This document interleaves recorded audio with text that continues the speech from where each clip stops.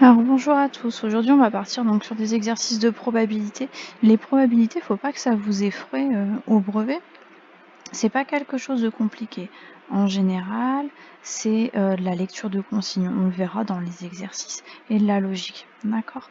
Donc dans le premier exercice, un exercice assez classique, on vous parle d'un dé équilibré.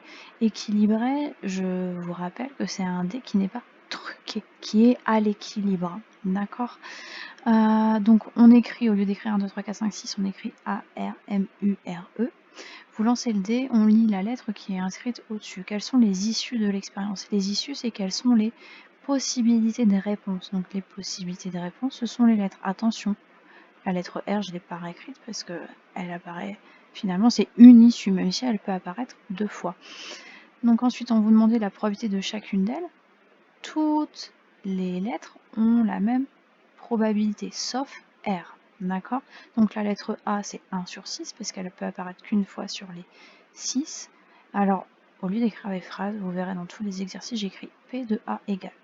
Apprenez dès maintenant cette écriture, puisque c'est celle que vous verrez au lycée.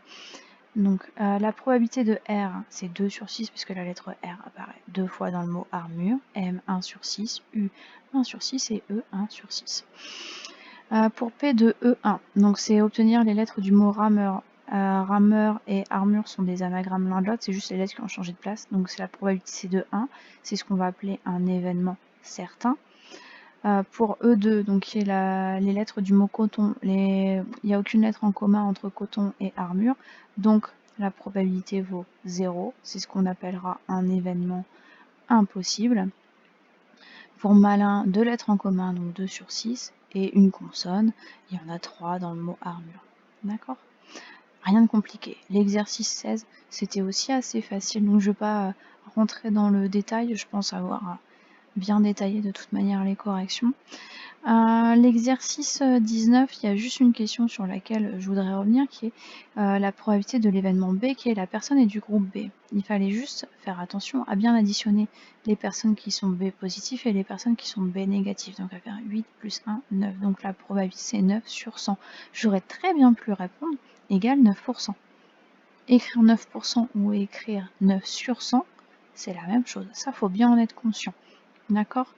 Donc pour les personnes de résus positif, on additionne toute la ligne de résus positif, tout simplement. Donc on a 85 sur 100. Pour les personnes qui sont de résus A négatif, 7 sur 100, pareil, il suffit de trouver la bonne case au bon endroit. L'exercice 20, là, je pense que ça a posé problème à certains pour bien vous connaître, parce que le tableau n'était pas rempli et les 3 petites informations, il fallait trouver où les mettre. C'est de la lecture de consignes, là pour le coup. Donc, on vous dit, on interroge 100 clients dans un supermarché pour connaître leur avis sur 2 produits, A et B. Tous les clients ont répondu. Important, ça veut dire qu'à la fin, quand on fait toutes nos sommes, on doit trouver 100 et pas 99, d'accord?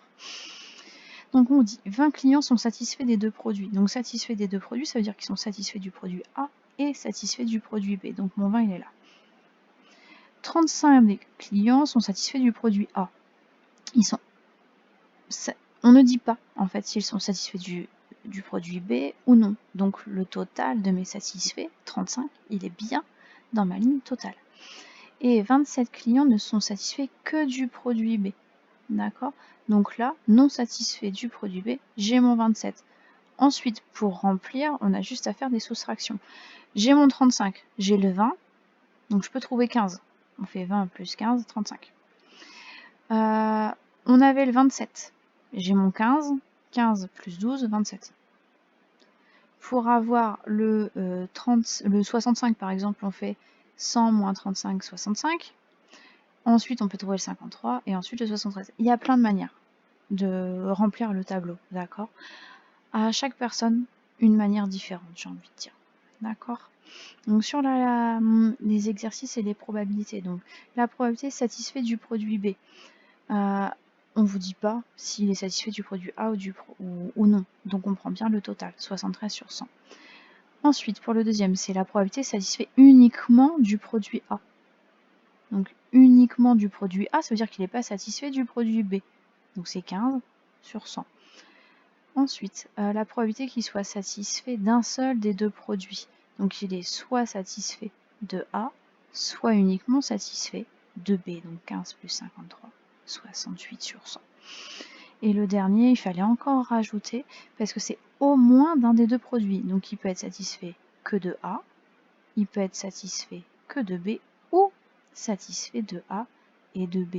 D'accord? Ça, c'est une petite subtilité des mathématiques dont il faut faire attention. Donc on trouvait 88 sur 100. Dans l'exercice 21, faites attention, il y a beaucoup d'élèves qui ne savent pas ce que c'est un jeu de 32 cartes. Jeu de 32 cartes, ça va de As, Roi, Dame, Valet, 10, 9, 8, 7. Tous les autres, il n'y a pas. D'accord? Sinon, c'est ce qu'on appelle un jeu de 54 cartes. Donc on vous demandait combien d'expériences a-t-elle d'issues, il suffit de lire, 32. La probabilité de chacune des issues, on a une chance sur 32 d'avoir n'importe quelle carte, et c'est ce qu'on va appeler une situation d'équiprobabilité, équi même, donc c'est la même probabilité pour toutes les issues. Ensuite, c'était à chaque fois indiquer les issues qui réalisent chacun des événements, donc eux, je vous relis pas le détail, hein, vous savez lire. Donc eux, c'était la couleur tirée et rouge, donc on vous rappelait cœur ou carreau, et la carte tirée est un as. Donner la probabilité de chacun des événements, il suffit de compter une fois qu'on a fait la liste, ça va tout seul. Et on vous demandait existe-t-il des issues qui réalisent à la fois E et F. On regarde ce qu'il y a en commun dans les deux. Il y en avait, donc oui, il existe des issues qui réalisent E et F. Fini, on vous en demandait pas plus. Dans l'exercice 26, je vous avais conseillé d'écrire toutes les combinaisons possibles, d'accord? Moi, je les ai pas faites. Je connais le principe. Donc, si je vous explique rapidement le principe, un dé, ça vous donne 6 issues. Donc, on fait 6 fois 6, 36. Il y a 36 issues en tout. Ça fait long à écrire, mais ça s'écrit très bien pour ceux qui voudraient le vérifier. Donc, on vous demandait la probabilité d'obtenir le même nombre sur les 2 dés. Donc, j'ai 1, 2, 2, etc. Donc, j'ai bien 6 issues possibles sur mes 36. Donc, 6 sur 36. On simplifie les fractions. Vous êtes en troisième, ça fait 1 sur 6. D'accord? Ensuite, la deuxième, on s'embête pas à toutes les énumérer, d'accord? À faire la liste. On sait que la somme des probabilités, ça vaut 1. Donc vous avez des groupes où vous trouvez le même nombre, et tous les autres. En tout, vous devez trouver 1. Donc c'est pour ça que je fais 1 moins 1 sur 6. Ça fait 5 sur 6. On aurait très bien pu faire 1 moins 6 sur 36, égale 30 sur 36. D'accord? C'est ce qu'on va appeler des événements complémentaires. D'accord? J'ai pas d'issues qui sont à la fois dans l'un et dans l'autre. C'est l'un ou l'autre. En mathématiques, il y a une subtilité sur le mot et sur le mot ou. Vous verrez plutôt ça sur les probabilités au lycée. Là, vos profs vont vraiment insister dessus. Dans l'exercice 31, c'est justement là aussi qu'on en reparle, d'événements contraires. Donc l'événement contraire, le nombre sorti est inférieur ou égal à 5, c'est uniquement avoir 6. D'accord? 6, on a 0,17 comme probabilité. On vous avait dit ici que c'était un dé qui était truqué. Hein. C'est pour ça que les probabilités sont un peu bizarres quand elles sortent. Dans la deuxième question, on vous demandait d'en déduire la probabilité de l'événement E.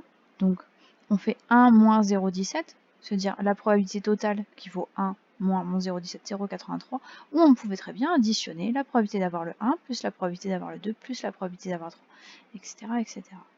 Alors là, ça se fait parce que c'est que 5 nombres. Vous verrez quand il y en aura 10 000 au lycée. Vous ferez différemment. D'accord? Justement, vous passerez par 1 moins la probabilité du plus petit. L'exercice 33, je ne vais pas rentrer dans le détail, c'était assez facile aussi à gérer.